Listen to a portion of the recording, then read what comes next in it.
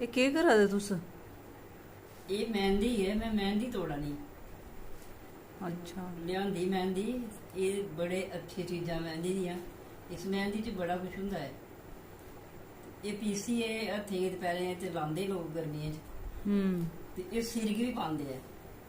ਹੁਣ ਅੱਛਾ ਪੀਸੀ ਹੈ ਤੇ ਸਿਰਗੀ ਲਾਣੀ ਹੈ, ਤੇ ਸਿਰ 'ਚ ਫਿਰ ਬੜਾ ਮਜ਼ਾ ਆਉਂਦਾ, ਬੜਾ ਠੰਡਕ ਰਹਿੰਦੀ ਸਿਰ 'ਚ। ਤੇ ਬਾਲਿਆਂ ਵਾਸਤੇ ਵੀ ਅੱਛੀ ਰਹਿੰਦੀ, ਸਿਰ ਵਾਸਤੇ ਵੀ ਅੱਛੀ ਰਹਿੰਦੀ, ਦਿਮਾਗ ਵਾਸਤੇ ਵੀ ਅੱਛੀ ਰਹਿੰਦੀ। ਇਸ ਕਰੀਏ ਪੀਸੀ ਇਹ ਲਾਣੀ ਹੈ। ਹੋਰ ਵੀ ਕੁਝ ਪਾਣਾ ਇਹ ਚ? ਇੰਨੇ ਪੀ ਲੈ ਪੀਏ ਇਹਦੇ ਤੇ 'ਚ ਹੋਰ ਵੀ ਕਈ ਚੀਜ਼ਾਂ ਪਈ ਜਾਂਦੀਆਂ ਨੇ।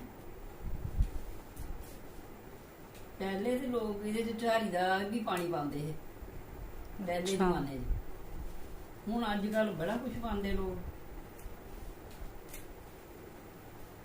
ਠੰਡੀਆਂ ਚੀਜ਼ਾਂ ਪਾ ਲੈਂਦੇ, ਹੋਰ ਕੁਛ। ਇਹ ਅੱਗੇ ਮਹਿੰਦੀ ਹੈ ਬੜੀ ਠੰਡੀ ਹੁੰਦੀ ਹੈ।